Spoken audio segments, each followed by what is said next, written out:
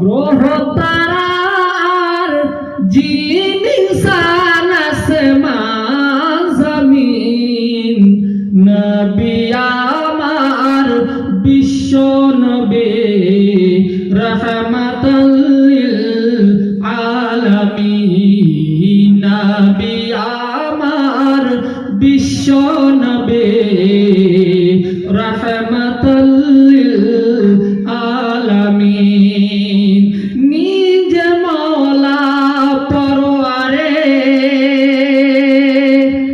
নিজ মওলা দরুদ পড়ে নূর নবীজির উপরে নিজ মওলা দরুদ পড়ে নূর নবীজির উপরে ফেরেশতা যত হইয়া নত ফেরেশতা যত হইয়া নত নবীর নামে করে তাজিম নবী আমার বিশ্ব নবী রহমাতাল লিল আলামিন নবী আমার বিশ্ব নবী রহমাতাল লিল আলামিন আল্লাহুম্মা সাল্লি আলা সাইয়্যিদিনা মাওলানা মুহাম্মাদ ওয়া আলা আলি সাইয়্যিদিনা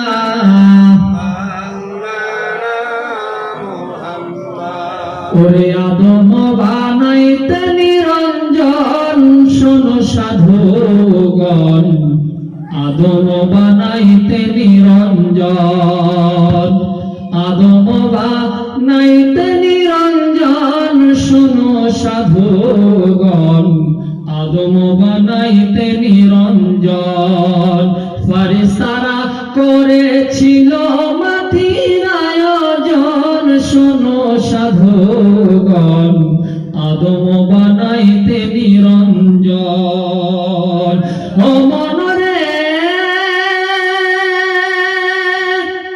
বলছে সকল ফারিস্তারা আমরা আছি সামনে খাড়া আদমের কি বা প্রয়োজন যখন আল্লাহ রাব্বুল আলামিন ফারিস্তাদেরকে বললেন ইযা ক্বালা রাব্বুকা লিল মালাইকাতি ইন্নী জাইলুন ফিল আরদি খলিফা এই আমার ফারিস্তারা তোমরা শোনো আমি জমিনের মধ্যে খলিফা সৃষ্টি করব ফারিস্তারা তখন ইনকার করলো তাই কবি লিখছেন হো মনরে বলছে সকল ফারিস্তারা আমরা আছি সামনে খাড়া আদমের কি বা প্রয়োজন ভবের বাড়ি দিন রজনী করবে তারা খুনাখুনি ভবের বাড়ি দিন রজনী করবে তারা খুনাখুনি মানবে না কেউ তোমারই বচন শোনো সাধুগণ আদম বানাইতে নিরঞ্জন আদম বানাইতে নিরঞ্জন শোনো সাধুগণ আদম বানাইতে নিরঞ্জন মনরে ৭০,০০০ ফারিস্তারা মাটি না পাইয়া তারা দাঁড়াইয়া করে নিবেদন আজরাইল কয় আসতে পারি দিয়া মাটির মাথায় বাড়ি আমি মানব না আর কারো বচন শোনো সাধুগণ আদম বানাইতে নিরঞ্জন আল্লাহুম্মা সাল্লি আলা সাইয়্যিদিনা মাওলানা মুহাম্মাদ ওয়া আলা আলি সাইয়্যিদিনা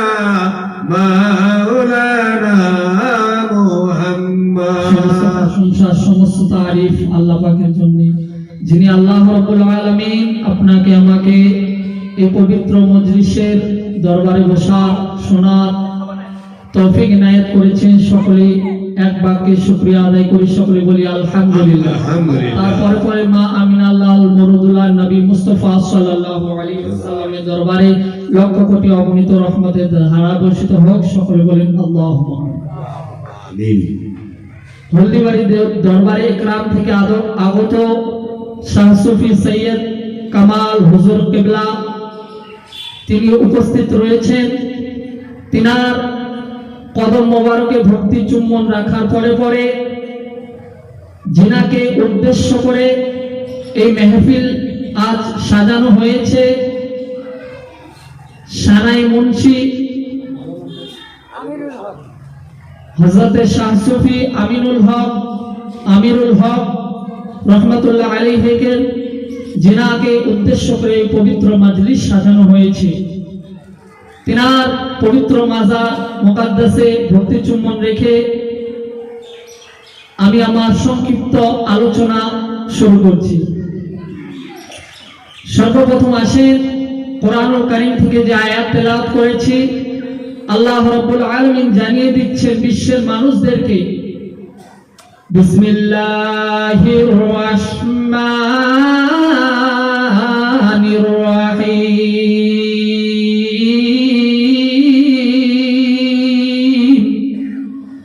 ইয়া আইয়ুহাল্লাযীনা আমানুত্তাকুল্লাহ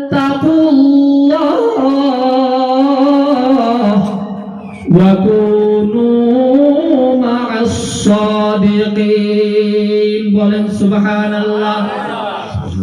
আল্লাহ রাব্বুল আলামিন পবিত্র কোরআনুল কারীমের মাধ্যমে জানিয়ে দিলেন, ইয়া আইয়ুহাল্লাযীনা আমানু, হে আমার ঈমানদার বান্দারা, হে আমার ঈমানদার বান্দিরা, তোমরা শোনো শোনো, তোমরা সত্যবাদীদের সঙ্গী হয়ে যাও। বলছেন আল্লাহ, তোমরা এই ঈমানদারগণ, তোমরা আমি আল্লাহকে ভয় করো, তার পাশাপাশি তোমরা সত্যবাদীদের সঙ্গী হয়ে যাও। সত্যবাদীদের সঙ্গী হতে বলেছেন আল্লাহ, হুকুম দিয়েছেন। সত্যবাদী কাদেরকে বলা হয়েছে? আল্লাহ রাব্বুল আলামিন কোন সাধারণ মানুষদের সাথে তাদের সঙ্গ লাভ করতে বলেননি, বরং যারা সত্যবাদী, যারা আল্লাহ দর্শন পেয়েছেন, তাদের সঙ্গ লাভ করার কথা আমার আল্লাহ রাব্বুল আলামিন বিশ্বের মানুষদেরকে জানিয়ে দিলেন। বলেন সুবহানাল্লাহ। ব্রাদার মিল্লাত ইসলামিয়া আসেন, সত্যবাদীদের সঙ্গ লাভ করলে কি হয়? হযরত নিজামউদ্দিন আউলিয়ার জীবনী মনে পড়ে যায়। হযরত নিজামউদ্দিন আউলিয়া যখন ডাকাত ছিলেন, তিনি এক জঙ্গলের মধ্যে দাঁড়িয়ে তার সাথীদের সাথে দাঁড়িয়েছিলেন। এমন সময় হযরতে শেখ ফরিদ সেই জঙ্গলের পাশ দিয়ে আসতেছিলেন। হযরতে নিজামউদ্দিন আউলিয়া দাঁড়িয়ে রয়েছেন, শেখ ফরিদ আসতেছেন। আসার সঙ্গে সঙ্গে হযরতে নিজামউদ্দিন আউলিয়া শেখ ফরিদকে দাঁড় করিয়ে বললেন, এ মুসাফির, তুমি কোথায় যাও? বলো বলো, তোমার কাছে কি আছে? তোমার কাছে কি কোনো ধন সম্পদ আছে? তোমার কাছে টাকা পয়সা আছে কিনা? তুমি আমাকে দাও। হযরতে শেখ ফরিদ একটু মুচকি হেসে নিজামউদ্দিন আউলিয়াকে বললেন, এই নিজামউদ্দিন, তুমি আর মানুষ পেলে না, তুমি আমাকে দাঁড় করালে। আমি হলাম শেখ ফরিদ, আমার দুনিয়ার প্রতি কোনো মায়া নেই, আমার ধন সম্পদের কোনো মায়া নেই, সুতরাং তুমি আমার কাছে কিছু পাবে না। তুমি আমার কাছে কিচ্ছু পাবে না, কারণ আমি আমার দুনিয়ার প্রতি কোনো মোহ মায়া নেই, আমার দুনিয়ার প্রতি কোনো ভালোবাসা নেই, আমার ধন সম্পদের প্রতি কোনো মহাব্বত নেই। বলেন সুবহান। কেন নেই? যারা আল্লাহ ওয়ালা হয়ে যায় তার ধন সম্পদ সমস্ত কিছু ইচ্ছাকে আকাঙ্ক্ষাকে সমস্ত কিছু কতল করার পরে হত্যা করার পরে তা আল্লাহ ওয়ালা হয়ে যায়। বলেন সুবহানাল্লাহ। ব্রাদার মিল্লাত ইসলামিয়া শেখ ফরিদ ভাবে বলার পরে পরে নিজামউদ্দিন আউলিয়া শেখ ফরিদকে বললেন, না শেখ ফরিদ, এ মুসাফির, তুমি কি আমাকে চেনো না? আমি হলাম নিজামউদ্দিন, আমি হলাম নিজামউদ্দিন ডাকাত। আমি মানুষকে মারতে ভয় পাই না, আমি ধন সম্পদের জন্য আমি মানুষকে হত্যা করতে ভয় পাই না। শেখ ফরিদ সঙ্গে সঙ্গে শোনার পরে নিজামউদ্দিনকে বললেন, নিজামউদ্দিন, তুমি যে মানুষকে হত্যা করো, তুমি যে ডাকাতি করো, তুমি কার জন্য এত কিছু করো? নিজামউদ্দিন আউলিয়া শেখ ফরিদকে বললেন, এই আমার মুসাফির ভাই, তুমি শোনো শোনো, আমি আমার বিবি বাচ্চাদের জন্য সব কাজ করি, আমি আমার মা বাবার জন্য অন্যায় কাজ করি। শেখ ফরিদ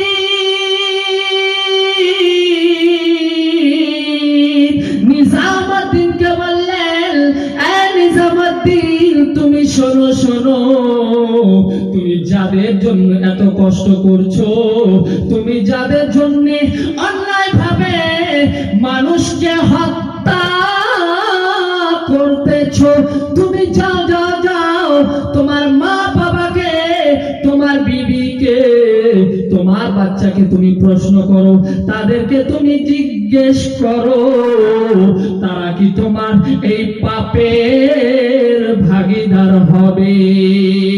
নিজামউদ্দিন সঙ্গে সঙ্গে শেখ ফরিদকে সেই গাছের মধ্যে বেঁধে বাড়ি চলে যায়। বাড়ি যাওয়ার পরে তার আম্মা আব্বাকে সামনে বসিয়ে তার আম্মা আব্বাকে বলছেন, মা গো, ও আমার বাবা গো, আমি তোমাদের জন্য এত কষ্ট করে মানুষকে হত্যা করে অন্যায় ভাবে টাকা উপার্জন করি, ও আমার মা, ও আমার বাবা, তোমরা কি আমার পাপের ভাগীদার হবে না? কি বলছেন? আমি অন্যায় ভাবে টাকা ইনকাম করি, আমি মানুষকে হত্যা করি, টাকা রোজগার করি, তোমরা কি আমার পাপের ভাগীদার হবে না?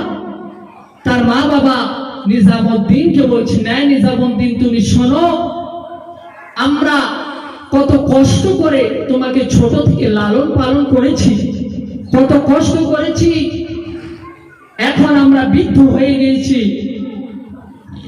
এখন তুমি কিভাবে খাওয়াবে সেটা আমরা জানি না, আমাদের খাওয়া পেলেই হলো।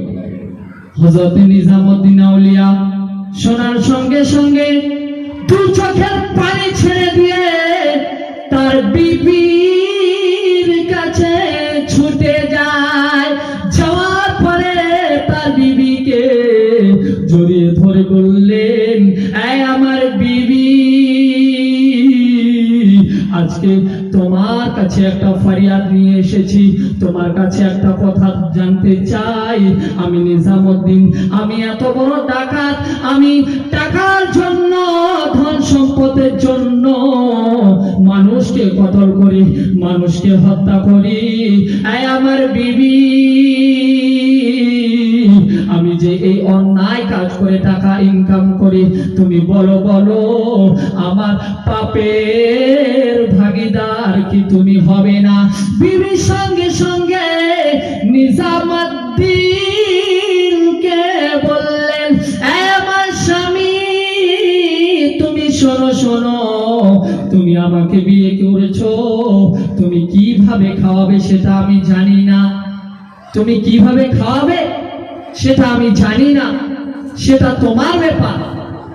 হযরত নিজামউদ্দিন আউলিয়া দু চোখের পানি ছেড়ে দিয়ে সেই জঙ্গলের দিকে ছুটে যায়, যে জঙ্গলের মধ্যে হযরতে শেখ ফরিদকে বেঁধে রাখা হয়েছিল।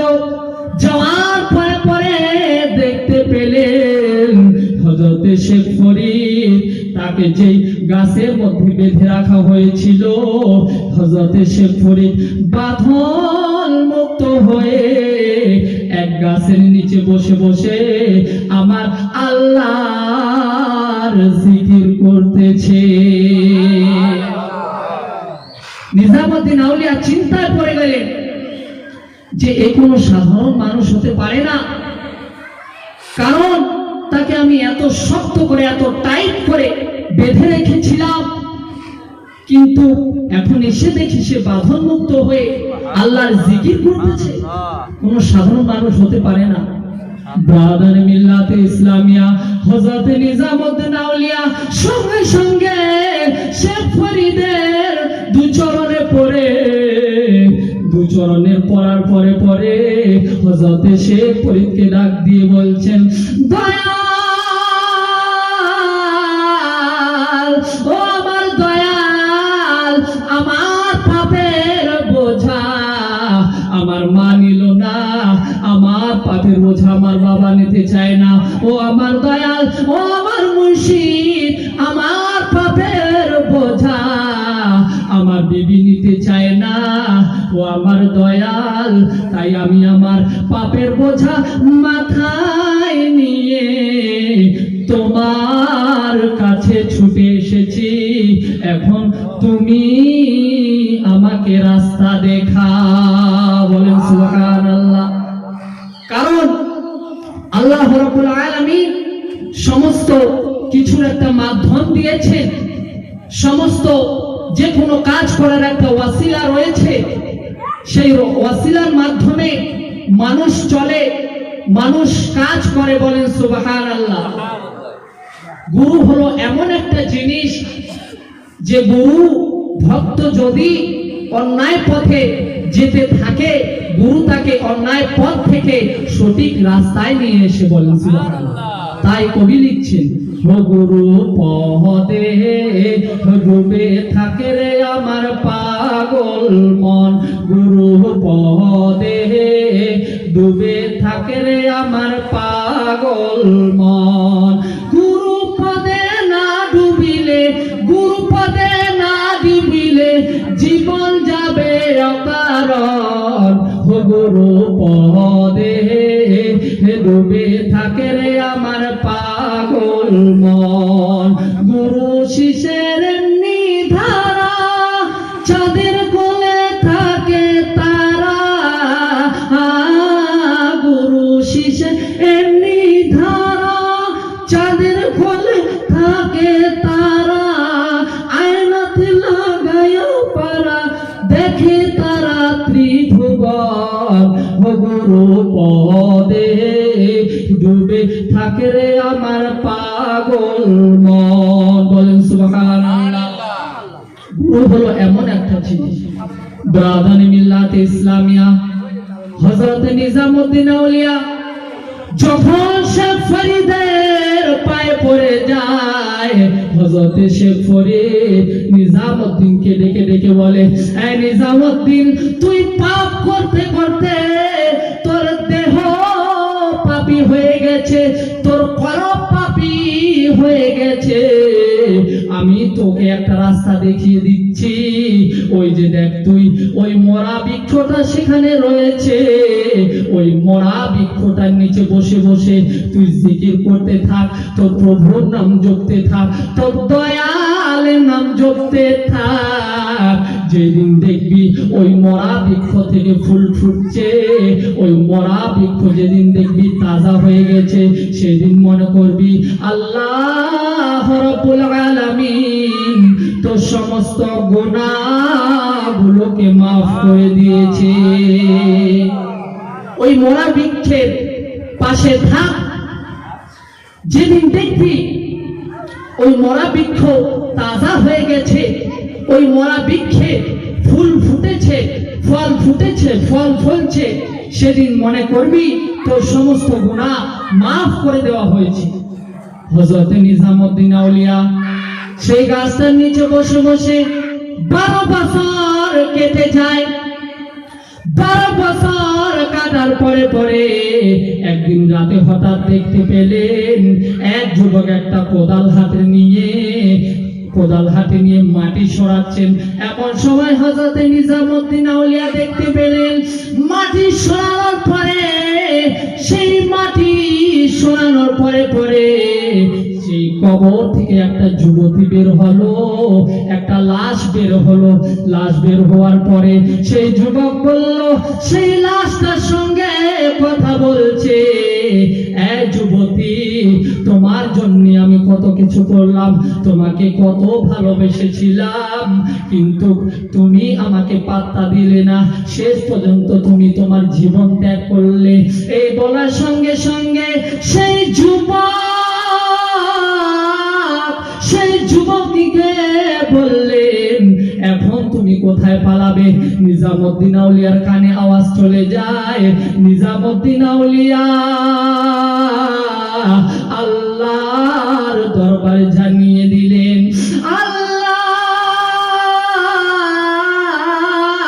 ইয়া রাব্বুল আলামিন, আল্লাহ, আমার গুনাহ মাফ হোক না হোক, কিন্তু আল্লাহ, এই যুবকটা যে কাজ করতেছে তাকে আমি কোনো মতে ছাড়বো না।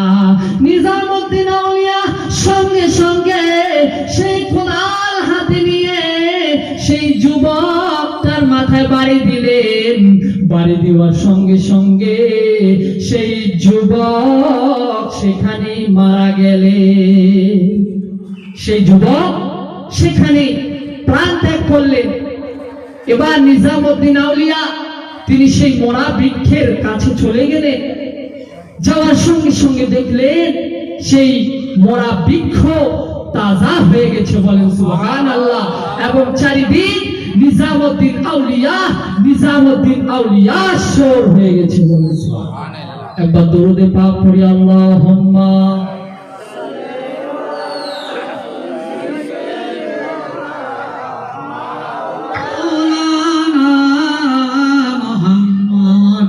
وعلى آل سيدنا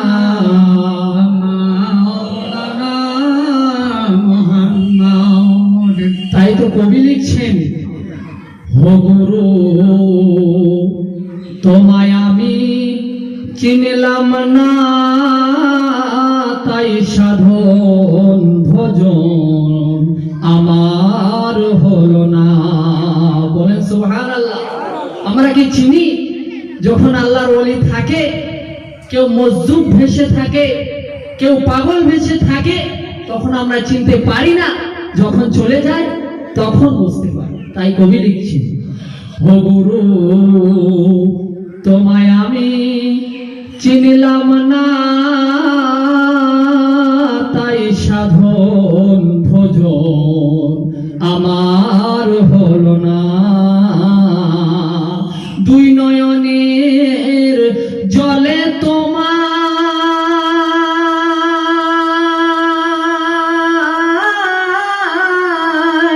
ওই রাতুর চরণ ভজলাম না, তাই সাধন ভজন আমার হলো না। গুরু, তোমায় আমি চিনলাম না, তাই সাধন ভজন আমার হলো না, সাধন ভজন আমার হলো না। ব্রাদার মিল্লাতে ইসলামিয়া, আল্লাহ রাব্বুল আলামিন বিশ্বের মানুষদের জন্য কত নিয়ামত দিয়েছেন। আপনার আমার যদি জ্বর হয়, আপনার আমার যদি শরীর অসুস্থ হয় কোথায় যাই? ডাক্তারের কাছে যাই, মালবাজার চলে যাই, ওদলাবাড়ি চলে যাই, জলপাইগুড়ি চলে যাই, শিলিগুড়ি চলে যাই। এই রোগের জন্য ডাক্তারের প্রয়োজন হয়, কিন্তু যার কলবের মধ্যে জং লেগে গেছে সেই জং ছড়ানোর জন্য কোনো ডাক্তার প্রয়োজন হয় না। সেই কলবের মধ্যে জং ছড়ানোর জন্য ওলি আল্লাহর প্রয়োজন হয়। তাই আল্লাহ রাব্বুল আলামিন যুগে যুগে এমন এমন সাধকদেরকে জমিনের মধ্যে পাঠিয়ে দিয়েছেন, যারা এসে জমিনের মধ্যে আসার পরে পরে আমার আল্লাহ পাকের জিকির আমাদেরকে শিক্ষা দিয়েছে। আল্লাহর জিকির, নবী পাকের প্রশংসা আপনাকে আমাকে শিক্ষা দিয়েছেন। কারণ আমার যদি শরীর অসুস্থ হয়, জ্বর হয়, একটা ইনজেকশন নিলে ঠিক হয়ে যাব, কিন্তু আমার তো কলবের মধ্যে ময়লা আছে। সে ময়লা কিভাবে ঠিক করব সেটা দেখাও যায় না, সেটা তো ছোঁয়াও যায় না। সেটা ঠিক করার জন্য ওলি আল্লাহর প্রয়োজন। ওলি আল্লাহর দরবারে গেলে মানুষদের ঈমান ঠিক হয়ে যায়, বলেন সুবহানাল্লাহ।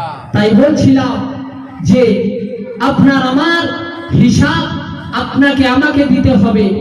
যেমন নিজামুদ্দিন আউলিয়া একটু আগে জীবনী পড়লাম, যে তার মার কাছে গেল, যাওয়ার পরে তার মা বাবাকে জিজ্ঞেস করলো যে আমার পাপের ভাগীদার হবে কি না।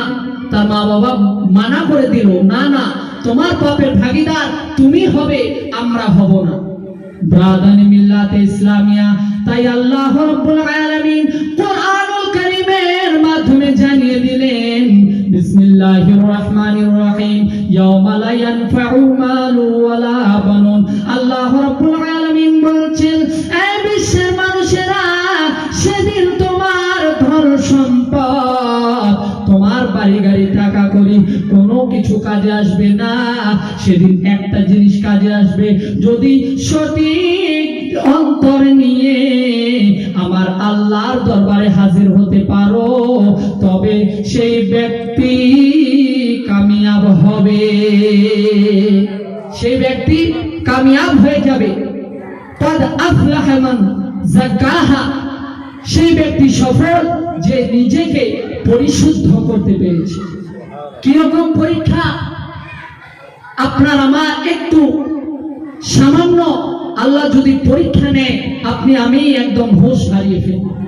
কিন্তু দেখেন বড় বড় আল্লাহর ওলিরা, আল্লাহ শুধু ওলিরা নয়, নবীদেরকে পর্যন্ত আমার আল্লাহ রাব্বুল আলামিন পরীক্ষা করেছেন, বলেন সুবহানাল্লাহ। আসেন ইব্রাহিম আলাইহিস সালামের জামানায় হযরত ইব্রাহিম আলাইহিস সালাম তিনার অনেক উট ছিল, অনেক উট ছিল।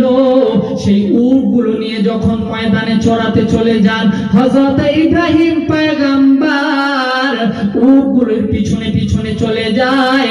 এমন সময় ফেরেশতারা আল্লাহর দরবারে ফরিয়াদ জানালেন, ইয়া রাব্বুল আলামিন, ইয়া আকরামান আকরিমান আল্লাহ, তোমার ইব্রাহিম পয়গম্বর যাকে তুমি খলিলুল্লাহ টাইটেল দিয়েছো, যাকে তুমি বন্ধু বলেছো, যাকে তুমি তোমার মেহবুব বলেছো, যাকে তুমি নবী বানিয়েছো, সে তো তোমাকে বেশি ভালোবাসে না। কারণ আমরা দেখছি সে তার উট নিয়ে ব্যস্ত রয়েছে। ফেরেশতারা আল্লাহকে ফরিয়াদ করেন, আল্লাহ তোমার ইব্রাহিম নবী তো তোমাকে মনে করে না, তোমাকে স্মরণ করে না, কারণ আমরা দেখছি সে উট নিয়ে ব্যস্ত। আল্লাহ রাব্বুল আলামিন ফেরেশতাদেরকে জানিয়ে দিলেন, এ ফেরেশতারা তোমরা শোনো শোনো, তোমাদের যদি বিশ্বাস না হয় আমার ইব্রাহিম নবীকে তোমরা পরীক্ষা করতে চলে যাও। আল্লাহর হুকুম পাওয়ার সঙ্গে সঙ্গে ফেরেশতা দুজন মানুষের বেশ ধারণ করে সেই ইব্রাহিম পয়গম্বর যেই মাঠের মধ্যে উট নিয়ে গেছেন, তার পাশে একটি পাহাড় ছিল। সেই পাহাড়ের মধ্যে বসে বসে আমার আল্লাহ তাসবিহ পাঠ করতেছে। হযরত ইব্রাহিম নবী সেখানে বসে বসে শুনতে পেলেন কে যেন আল্লাহর প্রশংসা করছে, এত সুন্দরভাবে প্রশংসা করছে, এত মধুর আওয়াজ হযরতে ইব্রাহিম পয়গম্বরের কানে চলে যায়। কানে যাওয়ার সঙ্গে সঙ্গে ইব্রাহিম পয়গম্বর চারিদিকে দেখতে লাগলেন এত মধুর আওয়াজ কোথা থেকে আসতেছে। ইব্রাহিম নবী দেখতে দেখতে হঠাৎ দেখতে পেলেন সেই পাহাড়ের কর্ণা থেকে, সেই পাহাড়ের এক কোণ থেকে দুইজন মানুষ দেখা যায়। সাদা পোশাক পরে দুইজন মানুষ বসে আছে। ইব্রাহিম পয়গম্বর এক পা দুপা করে সেই পাহাড়ের নিকটে চলে যায়। যাওয়ার পরে পরে তিনি দেখতে পেলেন দুজন মানুষ পাহাড়ের নিচে হেলান দিয়ে আমার আল্লাহ তাসবিহ পাঠ করতেছিলেন। এমনি সময় ইব্রাহিম নবী যখন পৌঁছালেন, ফেরেশতারা ইব্রাহিম নবীকে দেখার সঙ্গে সঙ্গে আমার আল্লাহর প্রশংসা করা বন্ধ করে দেয়। প্রশংসা করা বন্ধ করে দিলেন। এবার প্রশংসা করা বন্ধ করে দিলেন। ইব্রাহিম পয়গম্বর তাদেরকে বললেন, এই আল্লাহর বান্দারা, তোমরা কেন প্রশংসা বন্ধ করলে? এত সুন্দর আল্লাহর জিকিরের ধ্বনি তোমাদের মুখে, আমার আল্লাহর নাম এত মধুর লাগতেছে। আমি ইব্রাহিম পয়গম্বর আর থাকতে পারলাম না, আমি ছুটে ছুটে তোমাদের কাছে আসলাম আল্লাহর প্রশংসা শুনতে। বলেন সুবহানাল্লাহ। ব্রাদার মিল্লাতে ইসলামিয়া ইব্রাহিম পয়গম্বর আসার সঙ্গে সঙ্গে যখন ফেরেশতারা তাসবিহ পাঠ বন্ধ করে দেয়, ইব্রাহিম পয়গম্বর ফেরেশতাদেরকে বললেন, এই আল্লাহর বান্দারা, তোমরা আরেকটু আমার আল্লাহর প্রশংসা করে শোনাও। ফেরেশতারা সঙ্গে সঙ্গে ইব্রাহিম নবীকে বললেন, এই ইব্রাহিম তুমি শোনো শোনো, এই পৃথিবীর মধ্যে কোনো কিছুর বিনিময় ছাড়া কোনো কিছু হয় না। ইব্রাহিম তুমি বলো বলো, আমরা যদি আমার আল্লাহর তাসবিহ পাঠ করে শোনাই, আল্লাহর যদি প্রশংসা করে শোনাই, তুমি আমাদেরকে কি পুরস্কার দেবে? হযরত ইব্রাহিম নবী সঙ্গে সঙ্গে তাদের দুইজনকে বললেন, এই আল্লাহর বান্দারা, তোমরা যদি আমি আমার আল্লাহর প্রশংসা করে শোনাও, ওই ময়দানে যতগুলি উট রয়েছে তার অর্ধেক তোমাকে আমি দিয়ে দেব, তার অর্ধেক তোমাকে দিয়ে দেব। এবার ইব্রাহিম নবী যখন বলে দিলেন, ফেরেশতারা কি করলেন? তাসবিহ পাঠ শুরু করলেন, আবার চুপ হয়ে গেলেন। একবার পাঠ করার পরে চুপ হয়ে গেলেন। ফেরেশতারা যখন চুপ হয়ে গেলেন, ইব্রাহিম পয়গম্বর আল্লাহর বান্দারা বলে ডাক দিলেন, এই আল্লাহর বান্দারা, তোমরা আবার কেন চুপ হয়ে গেলেন? ফেরেশতারা ইব্রাহিম নবীকে আবার বললেন, এই ইব্রাহিম তুমি শোনো শোনো, তুমি আমাদেরকে মাত্র একবার আল্লাহর তাসবিহ পাঠ করার জন্য পুরস্কার দান করেছো, পুরস্কার দিয়েছো, বিনিময় দিয়েছো, তাই আমরা একবার পাঠ করে চুপ করে আছি। ইব্রাহিম পয়গম্বর তাদেরকে বলতে লাগলেন, এই আল্লাহর বান্দারা, তোমরা যে আল্লাহর তাসবিহ পাঠ করে শোনালে, আমার হৃদয় ভরে নাই, আমার অন্তর ভরে নাই। তোমরা তোমরা আরেকটিবার আমার আল্লাহর তাসবিহ পাঠ করে শোনাও। ওই ময়দানের মধ্যে যে অর্ধেকগুলি উট রয়েছে, আমি ইব্রাহিম পয়গম্বর তোমাদেরকে দিয়ে দেব।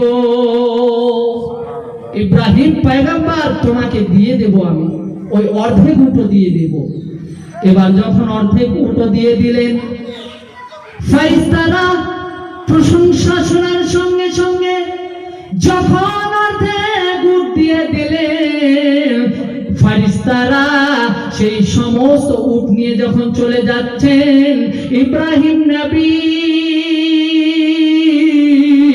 দুই চোখের পানি ছেড়ে দিয়ে পিছন থেকে ডাকতে লাগলেন, হে আল্লাহর বান্দারা, তোমরা শোনো শোনো, তোমরা আমাকে তিনবার আল্লাহর প্রশংসা করে শোনালে, তবুও আমার হৃদয় ভরে নাই, তবুও আমার প্রাণ ভরেনি। তোমরা আরেকটিবার আল্লাহর প্রশংসা করে শোনাও।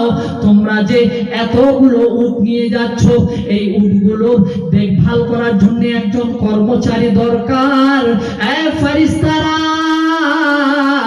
এ আল্লাহর বান্দারা, তোমরা যদি আরেকটিবার আমার আল্লাহর প্রশংসা করে শোনাও, আমি ইব্রাহিম নবী কর্মচারী হিসেবে তোমার সঙ্গে যেতে রাজি আছি।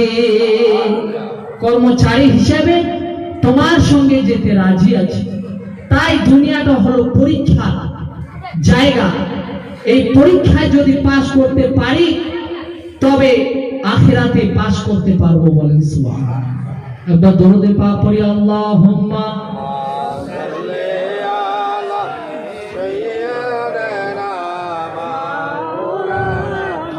মুহাম্মাদ ওয়া আলা আলি সাইয়্যিদিনা